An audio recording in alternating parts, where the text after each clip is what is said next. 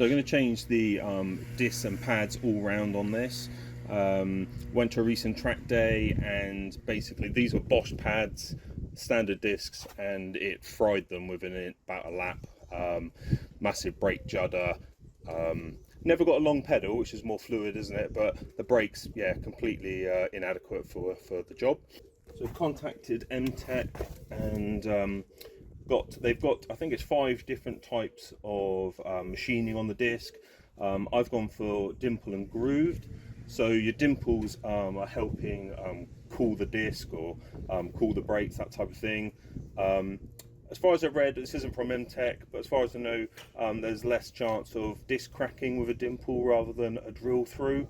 So that's the reason I've gone for those. The grooves, on the other hand, they help dispel gases and help keep the pads clean. So as the pads going across, they help keep the pads clean, so that's fantastic. This time I've actually gone for, so they don't always come like this, so you can either get the steel, standard steel, or you can ask for one of their coatings. I think it's black, gold and a silver coating, and as you would expect, that just stops the disc from rusting and looking bad obviously in your wheel arch. So that was the disc. So MTEC discs all round with the black coating, so hopefully they should be a good upgrade over the standard. I've gone for Performance Brake Solutions, so basically it's a small company, brake pads designed by people that actually use them. So these are the Pro Track, they also do Pro Race. So I've gone for Pro Track. They normally come in an orange box, so look out for an orange detailed box, but hopefully they're going to be a lot better than any standard pads. So those, the PBS pads together with the MTEC discs should be a lot better. So need to get the so we're doing the disc and the pads, so we need to get the caliper off as well as the mounting bracket.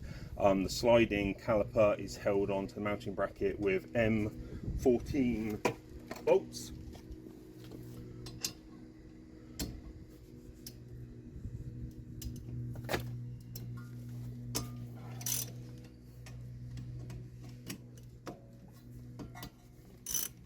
So they weren't too hard, so get your sliding caliper bolts out.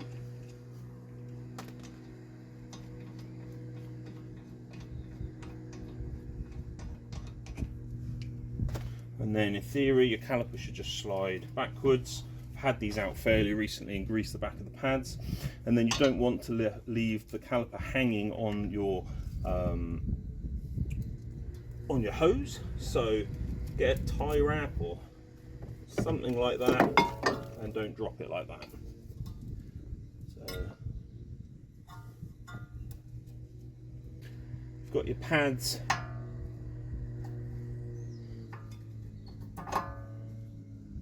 Oh look, so it's just the heat. Standard pads on a track day, absolutely shot, cracked all through. Wow. Again, completely cracked.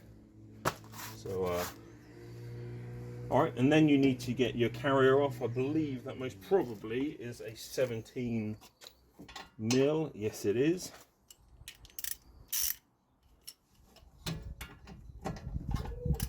So get your 17 mil.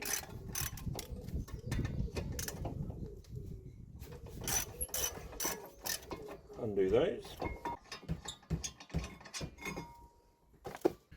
So as now you've got the carrier and everything off, you've got 2 bolts here. These have been off recently and I put copperies on them. You may need an impact driver to get these off, because I did last time. But because I've got copperies on them, they are coming out not too bad. So there we go. So this is should be a disc off. Fantastic. And obviously you can see in one of my previous videos I did the shields and everything, so they're all fine. Give that 2 years before that rusts out. But anyway, so we've got that disc off, so that's great. What I'm going to do is I'm just going to take a little wire brush to this, clean this up a little bit, and then we'll get the next disc on. So then we get a nice one of these lovely MTEC discs. So yeah, just checking they're the right size. That's all fine. let's get these on. Got to line up the holes so they're a bit offset, so it looks like they go on like that. So you're lining up with your 2 bolts. I just need to get some copperies and I'll put those 2 bolts in. So I had a little bit of trouble getting the disc onto the center hub. There's a very tight clearance here, but not a disc issue, but there's some buildup of rust and things on the hub. So I just used a little bit of sandpaper and some wire wool and just ran it around the center section and bolted these up. And then I actually put the wheel on and bolted it up just to make sure that it was all seated correctly. And now it spins nice and true. So that's fine. Now we've got the hanger to prepare, so I'm just going to use a wire brush and just go through these metal retaining clips and then put some copperies on them. So here I've just cleaned them off and just put the copperies in where the pads sit and can move. So now it's time to put the bracket back on. Goes on with these bolts. So the front bracket is 58 to 75 pounds-foot on the bolts. So I'll be using a torque wrench today. I'm doing it 58 to 75 pounds-foot. So let's crack on with that. Also on these bolts, so like I said, the torque wrench setting, but they also do say some mild screw lock. So just put a little bit of screw lock on there. Shouldn't stop you taking anything apart in the future because it's just screw lock, so it should be absolutely fine. So I've set mine to 60 pounds-foot, so it should be fine. It's in the range. There you go. Come on.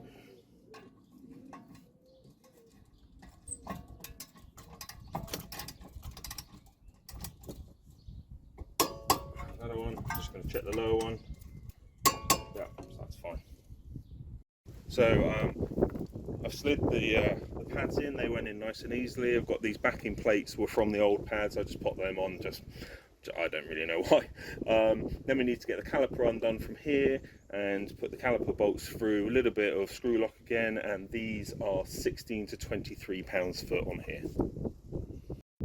So I've had new pads on here fairly recently, obviously the ones that are overheated, but this isn't a screw type piston on the caliper, it's actually a push-in. So just undo the cap of your reservoir, but be mindful you don't want to overspill, because if you push the piston back, it's pushing fluid back up the system and into your master cylinder, so you don't want to spill it onto paint and stuff because it's horrible stuff. I should be fine, but get a G-clamp, something like that. This one doesn't need to go back very far, but just get a G-clamp on the piston, and without much effort, if I can actually do it, let's go all the way in then. I'm trying to rest it on the lip, but it wasn't really happening. So I'm just going to press that piston. You can see it just going back in like that. Absolutely fine on master cylinder, but I can see the level rise. So pushed it back in like that, and then unwind it. Yeah, okay, so that will then slide over there. You've got your bolts with a little bit of screw lock on. Screw those into the sliding calipers. They do turn. That's a 17mm spanner that you need to hold them.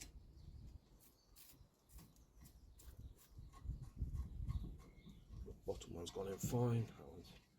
Do it up by hand most of the way. But then you're going to need a spanner. Spanner goes on that bit to hold the pin. This is your sliding caliper like that. So a lot of people talk about stuck pins.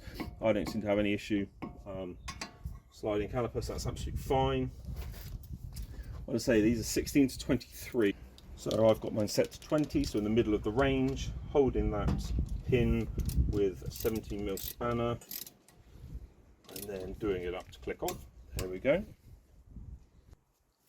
So I've done my sliding pin bolts up to the prescribed 16 to 23 pounds-foot.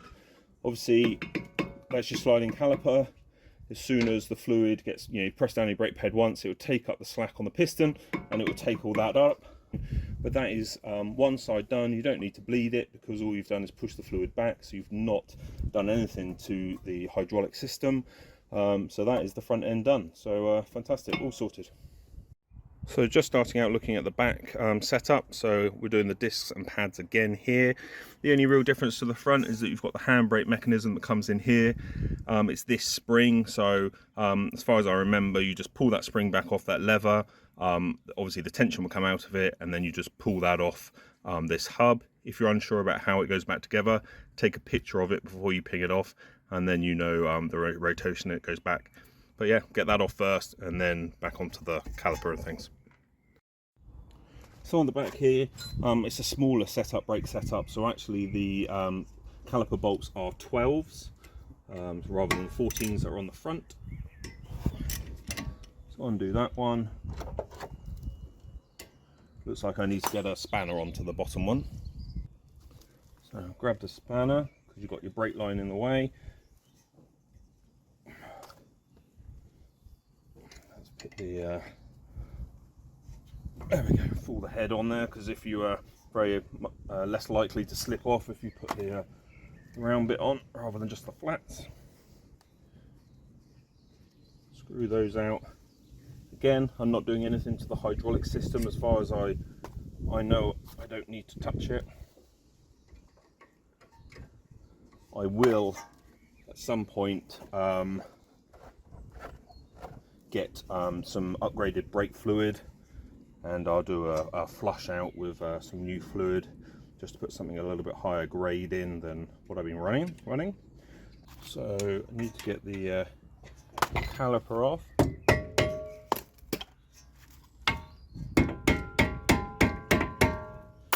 It's grabbing quite well. That is because I've still got the handbrake on. Take the handbrake off. Now I've taken the handbrake off, I think, yeah, things are looser but not, there we go. Press that piston off.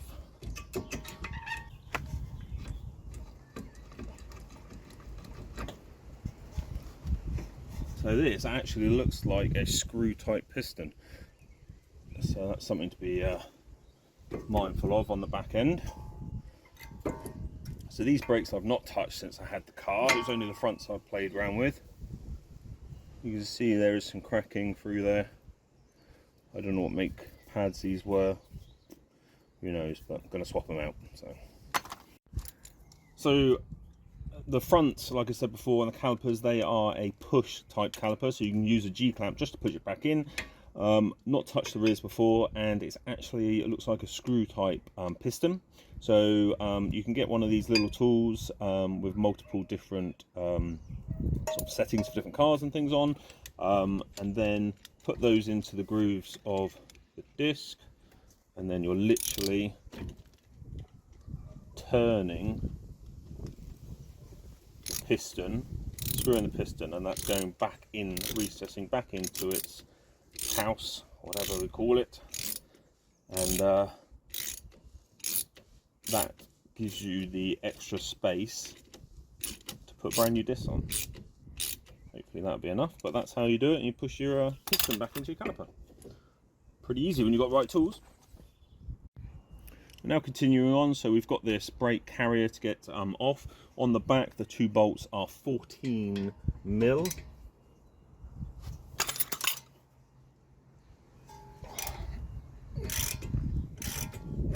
Probably not been off a lot, so that was quite hard.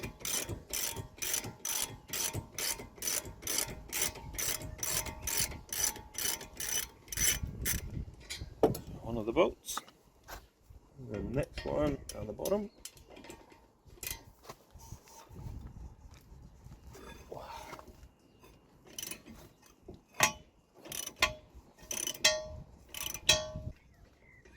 That takes that off. You've got the other pad there, that one's not as bad. And then you've got the same things, you've got these metal parts here. I'm going to give them a clean through again with a wire brush, and then I'm just going to put some copperies on these parts. It looks like here, these weren't lined up with the holes. Were there any holes? No, there's not. so there's no fixing holes on the rear. You just put the caliper on and you just put the disc on, and there you go. So got the disc on again. I had to clean up this inner face to get the disc on a little bit, because it's a tight engineered face there, so that's good. What I need to do now is clean up these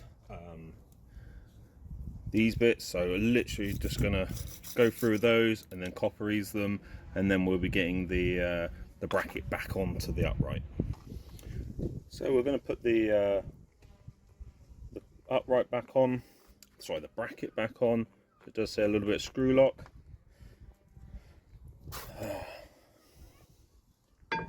Obviously over the top there.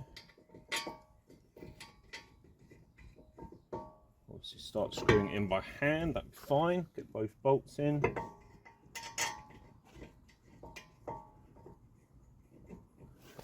The bolts into the bracket are 36 to 49 Newton meters. At the moment I'm just going to do them up with a ratchet. Okay, so then get your torque wrench, and we're setting it to 36. So yeah, click those off to the right torque. So you've done the brackets up to the right torque. Then get your new pads. I'm of the opinion that you put a little bit of copper-ease where the fingers of the caliper are going to go, but that's up to you.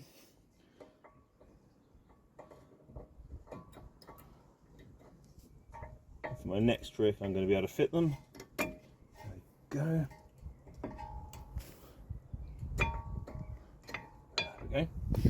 And then on the inner one, you're going to have the piston going onto it. So I'm going to put a little bit in like this, and then feed that in from the back. There we go. There's your two pads on. That's great. And then a little bit of screw lock again, thread lock on the two bolts. So it looks like this piston has this groove in it, and it wants to be horizontal. So let's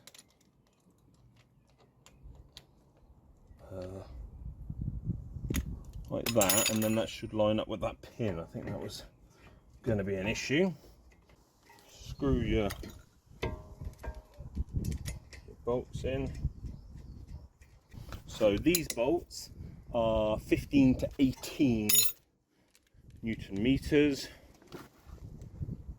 That's fine.